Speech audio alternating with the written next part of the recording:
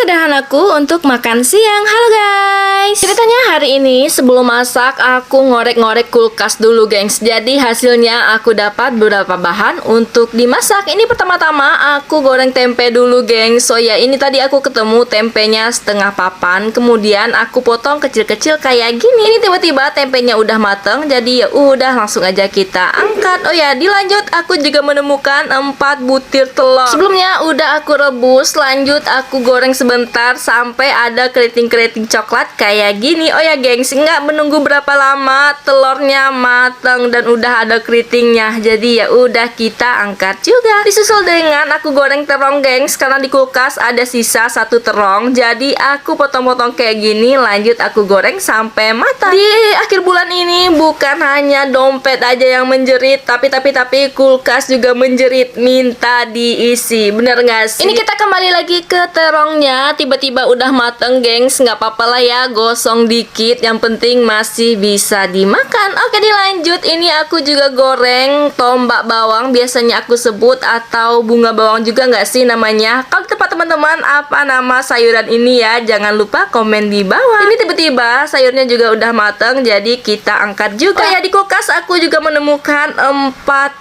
ekor ikan asin sepat. Biar ikannya nggak kesepian di dalam kulkas terus, jadi aku ajak gabung juga gengs. Tapi pas masaknya malah hancur dan kebelah dua kayak gini. Oh ya gengs, ini aku masaknya nggak terlalu lama, takut hancur lebur dia, yang ada malah tinggal tulangnya aja, jadi aku angkat. Dilanjut, ini aku langsung aja goreng cabenya ya gengs, jangan salfok sama minyaknya, karena aku pakai minyak bekas goreng ikan tadi. Oke, lanjut aku bumbuin, coba pakai garam dan juga penyedap rasa. Oh ya guys, maaf banget hari ini aku isi suaranya agak serak-serak karena tenggorokan aku lagi sakit, kayaknya mau flu. Oke, lanjut. Tiba-tiba cabenya kayaknya udah matang, jadi aku masukin aja ikan asinnya, disusul dengan 4 butir telur. Kayaknya aku ini salah ya gengs, ikannya malah aku masukin ke cabe, yang ada malah ikannya jadi hancur. Aturannya tadi aku suruh aja ikannya rebahan di piring, kemudian